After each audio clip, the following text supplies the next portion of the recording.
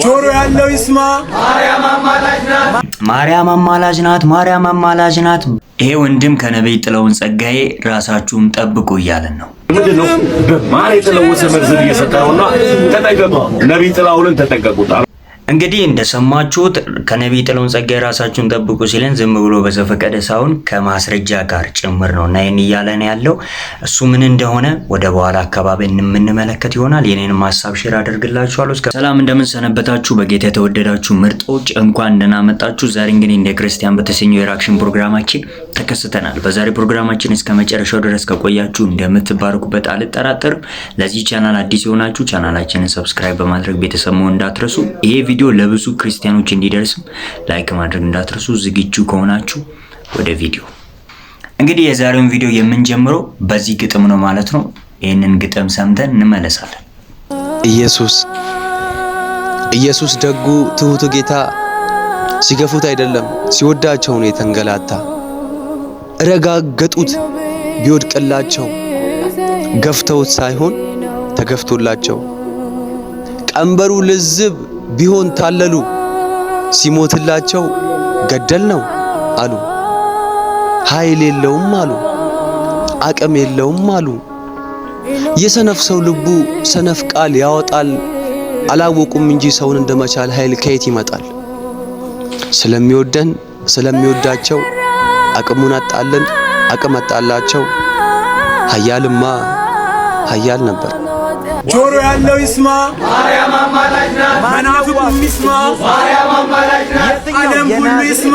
ማርያም አማላጅ ናት። አማላጅ ድንግል በፍጹም በምንም አይነት ጽድቅ ማትመጥነውን የእግዚአብሔርን ክብር በክርስቶስ ኢየሱስ በኩል ተሻገረ። የለም ሌላ መታረቂያ፣ ሌላ መንገድ የለም።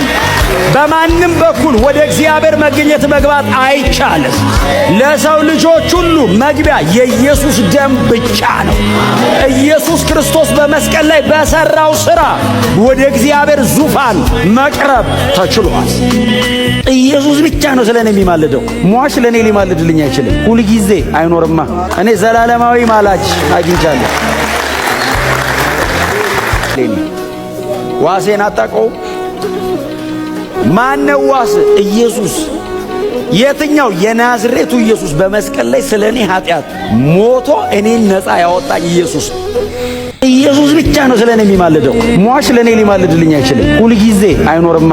እኔ ዘላለማዊ ማላጅ አግኝቻለሁ። ስለዚህ በኢየሱስ በኩል ካልሆነ ሰው ወደ እግዚአብሔር ፊት መምጣት አይችልም። ወደ እግዚአብሔር ፊት ካልመጣ አትድንም። አለቀ። ወንጌል ይሄ ነው። ወንጌል ይህ አይደለም።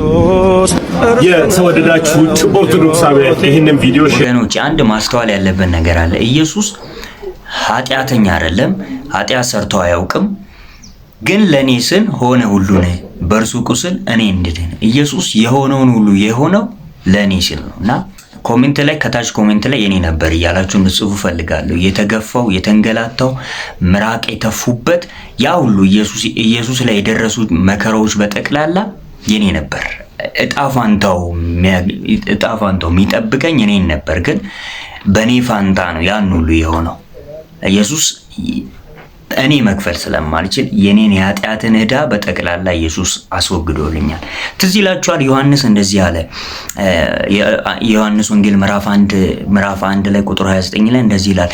በማግስቱ ዮሐንስም ኢየሱስ ወደ እርሱ ሲመጣ አይቶ እነሆ የዓለምን ኃጢአት የሚያስወግድ የእግዚአብሔር በግ ማለት የአሕዛብን የአይሁዶችን ብቻ አይደለም፣ የዓለምን ኃጢአት የሚያስተሰርይ እኮ አይደለም ያለው፣ የሚያስወግድ የእግዚአብሔር በግ። እግዚአብሔር ፕሪፐር ያደረገው እግዚአብሔር ያዘጋጀው በግ ይሄ ነው ማለት። ከዚህ በኋላ እናንተ ለኃጢአታችሁ ስርየት የምታቀርቡት ዋኖስ የምታቀርቡት እርግብ የለም። ከዚህ በኋላ ለኃጢአታችሁ ስርየት ብላችሁ የምትከፍሉት ዋጋ የለም።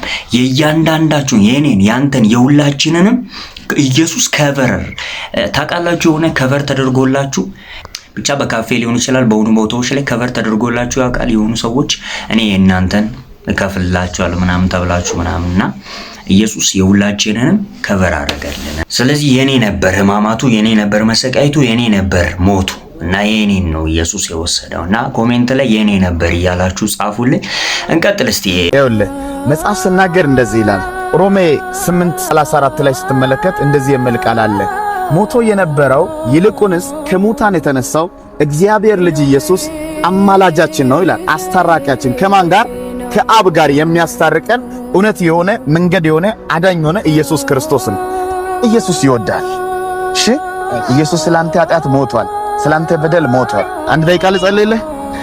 ጨለማ ሐሳብና እቅድ ሁሉ ከህይወቱ ይፍረስ። እጅን ከፍ አድርግና እኔ የምለውን ከኔ ጋር ትላለህ። ማርያም አማላጅ ናት፣ ማርያም አማላጅ ናት ብሎ እንደ መፈክር መጮህ ምን ያደርጋል? መጽሐፉ ያላለውን ማለትም ያስቀጣል።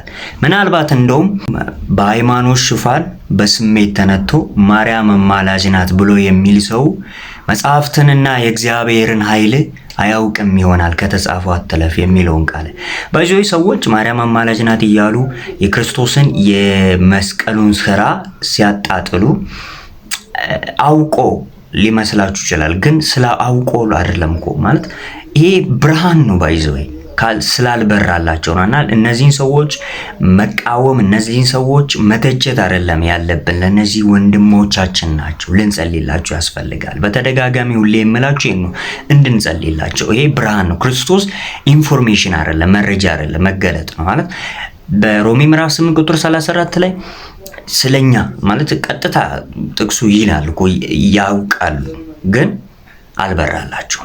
መገለጥ ነው ክርስትና እንዲገለጥላቸው እንድንጸልይ በዚህ አጋጣሚ ላሳስባችሁ ፈልጋለሁ። የእናንተንም ሐሳብ አስተያየት ኮሜንት ላይ እጠብቃለሁ። ጻፉልኝ። እግዚአብሔር ይባርካችሁ።